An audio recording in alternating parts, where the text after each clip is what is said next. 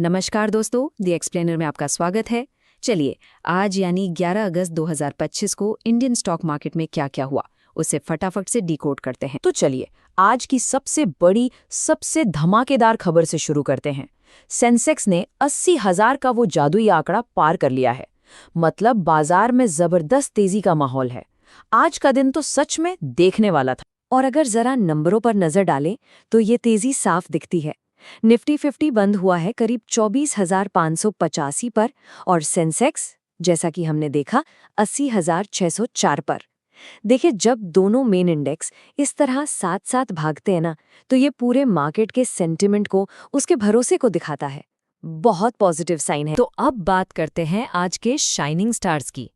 वो कौन से स्टॉक्स थे जो आज विनर्स सर्कल में शामिल हुए? तो लिस्ट में सबसे ऊपर कौन है? देखिए, अदानी एंटरप्राइजेज, जिसमें 4.23% का जबरदस्त उछाल आया।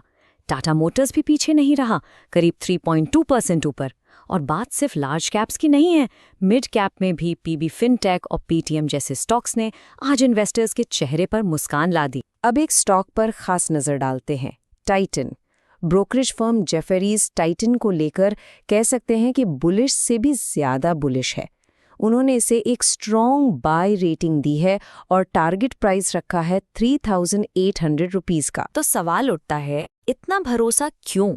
वजह बिल्कुल साफ है, कंपनी के पहली तिमाही के शानदार नतीजे। जेफरीज की रिपोर्ट साफ कहती है कि Q1 का ये जबरदस्त परफॉर्मेंस ही इस बाय रेटिंग का असली हीरो है। और जानते हैं, ये कहानी सिर्फ टाइटन तक ही सीमित नहीं है। कुछ ऐसा ही हमें SBI के साथ भी देखने को मिला।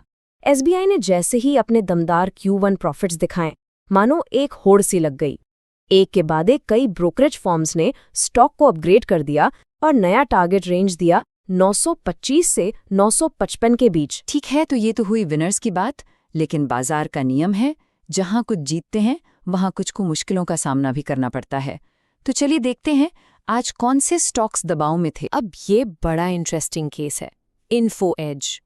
यहाँ पर एनालिस्ट्स की दुनिया कितनी कंफ्यूजिंग हो सकती है, इसका बढ़िया उदाहरण है।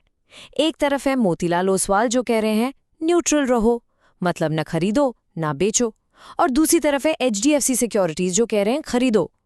अब आप बताइए, एक आम इन्वेस्टर क्या करे? वॉल्टर्स के केस में कंफ्यूजन की कोई जगह नहीं है। यहाँ दबाव का कारण बिल्कुल सीधा है, इसके कमजोर Q1 रिजल्ट्स। नतीजों के ठीक बाद CLSA ने इसका टारगेट प्राइस घटाकर 1170 रुपए कर दिया और बस स्टॉक पर प्रेशर बनना शुरू हो गया। अब आते हैं PG इलेक्ट्रोप्लास्ट पर। इसकी कहानी तो और भी ड्रामेटिक है।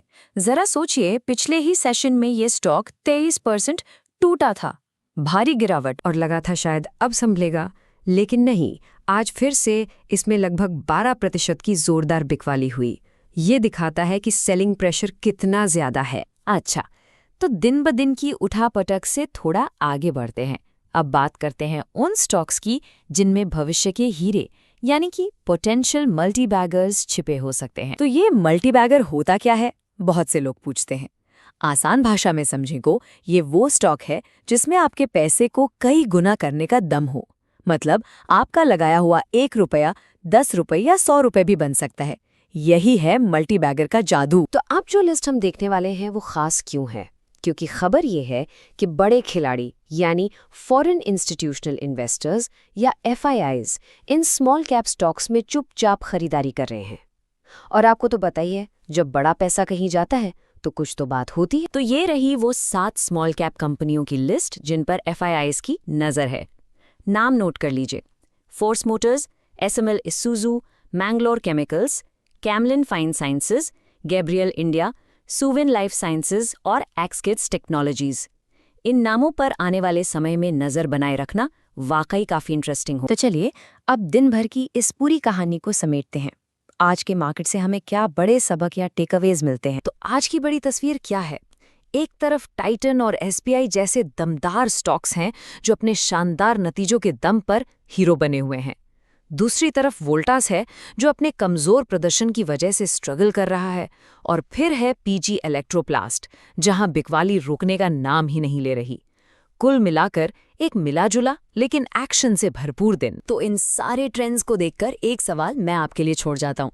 इस दौड़ते, बदलते और कभी-कभी चौंकाने वाले बाजार में आपको अपने लिए सबसे बड़ी अपॉर्चुनिटी कहाँ दिख रही है? सोचिएगा जरूर। और हाँ, एक जरूरी बात, ये पूरा एनालिसिस सिर्फ आपकी जानकारी के लिए है। इसे निवेश की सलाह बिल्कुल ना समझें। कोई भी फैसला लेने से पहले अपने फाइनेंशियल एडवाइजर से बात करना बहुत जरूरी है। हमारे साथ जुड़ने के लिए आपका बहुत बहुत शुक्रिया।